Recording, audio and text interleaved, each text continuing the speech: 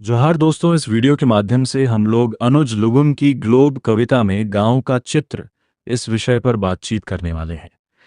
तो दोस्तों, वीडियो को शुरुआत करने से पहले आइए हम सब ग्लोब कविता को सुनते हैं।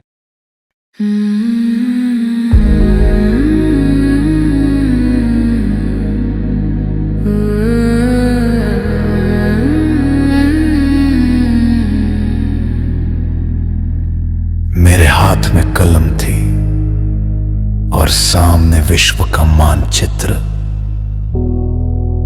मैं उसमें महान दार्शनिकों और लेखकों की पंक्तियां ढूंढने लगा जिन्हें मैं गा सकूं, लेकिन मुझे दिखाई दी क्रूर शासकों द्वारा खींची गई लकीरें।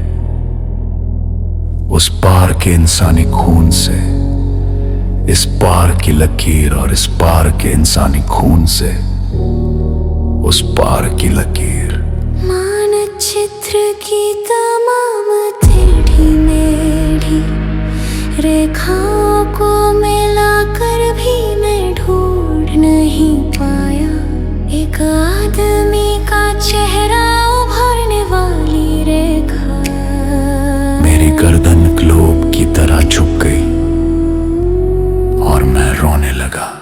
तमाम सुने सुनाए बताए तर्कों को दरकिनार करते हुए आज मैंने जाना। ग्लोब झुका हुआ क्यों?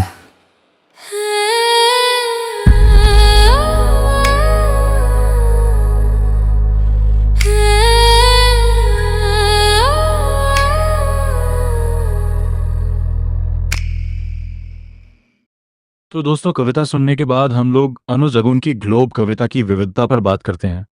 अनुज लुगुन की कविता ग्लोब आधुनिक विश्व व्यवस्था और मानवता के विखंडन पर तीखा प्रश्न उठाती है। ये कविता केवल भूगोल के नक्शे की बात नहीं करती, बल्कि उन सीमाओं की सच्चाई उजागर करती है जो सत्ता, हिंसा और इतिहास ने खींची है। गांव का चित्र विषय के संदर्भ में यह कविता और भी गहरी हो जाती है, क्योंकि गांव प्राकृतिक, मानवीय और सामूहिक जीवन का प्रतीक होता है, जहां सीमाएं नहीं बल्कि संबंध महत्वपूर्ण होते हैं।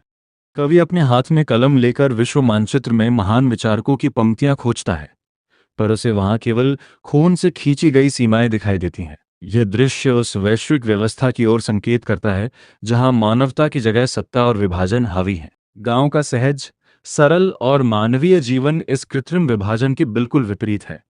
इस प्रकार कविता हमें यह सोचने पर मजबूर करती है कि क्या हमने विकास के नाम पर अपनी मूल मानवीय संवेदनाओं को खो दिया है। कविता ग्लोब में कवि विश्व मानचित्र को देखकर मानव सभ्यता के वास्तविक स्वरूप को समझने की कोशिश करता है। वह उम्मीद करता है कि उसे वहां महान दार्शनिकों और लेखकों के विचार मिलेंगे जो मानवता, शांति और एकता का संदेश देते हैं। लेकिन जैसे ही वो मानचित्र को ध्यान से देखता है, उसे केवल टेढ़ी मेढ़ी सीमाएं दिखाई देती हैं जो क्रूर शासकों द्वारा खींची गई हैं। कवि बताता है कि इन सीमाओं के दोनों ओर इंसानों का खून बहा है। ये खून केवल इतिहास की घटनाओं का प्रतीक नहीं है, बल्कि उन अनगिनत लोगों के दर्द और पीड़ा को दर्शाता है जो इन कृत्रिम सीमाओं के कारण पीड़ित हुए हैं। यहाँ कवि यह दिखाना चाहता है कि विश्व की ये सीमाएं किसी प्राकृतिक या मानवीय जरूरत के कारण नहीं, बल्कि सत्ता और लालच के कारण बनी है। जब कवि इन सभी रेखाओं को मिलाकर एक मनुष्य का चेहरा खोजने की कोशिश करता है, तो वह असफल हो जाता है। इसका अर्थ है कि इस पूरे विश्व नक्शे में कहीं भी सच्ची मानवता दिखाई नहीं देती। ये स्थिति कवि को अत्यंत दुखी कर देती है और उसकी गर्दन ग्लोब की तरह झुक जाती है। ये झुकाव केवल शारीरिक नहीं, बल्कि मानसिक और भावनात्मक भी है। गांव का चित्र इस संदर्भ में एक महत्वपूर्ण प्रतीक बनकर उभरता है। गांव में जीवन सरल और सामूहिक होता है, जहां लोग एक दूसरे के साथ रहते हैं और मानवता को महत्व देते हैं।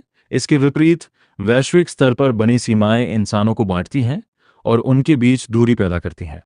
वर्तमान संदर्भ में देखें तो आज भी दुनिया में युद्ध, सीमा विवाद और जातीय संघर्ष जारी है, चाहे वह देशों के बीच की सीमाएं हों या समाज के भीतर की विभाजन रेखाएं। ऐसे में यह कविता हमें याद दिलाती है कि सच्ची प्रगति वही है जो इंसान को इंसान से जोड़े, न कि अलग करे। अंततः अनुज लुगुन की ग्लोब कविता मानवता के विखंडन और कृत्रिम सीमाओं के दर्द को गहराई से व्यक्त करती है। गांव का चित्र इस कविता में एक आदर्श के रूप में उभरता है, जहां संबंध, सहयोग और संवेदना सर्वोपरि होते हैं।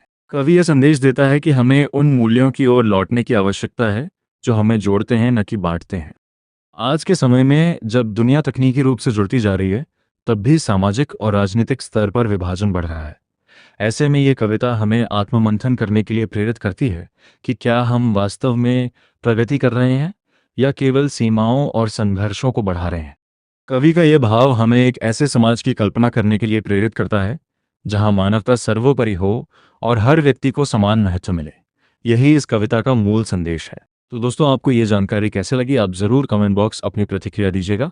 वीडियो अच्छा लगा तो आदिवासी साहित्य चैनल को लाइक, शेयर और सब्सक्राइब कीजिएगा। धन्यवाद।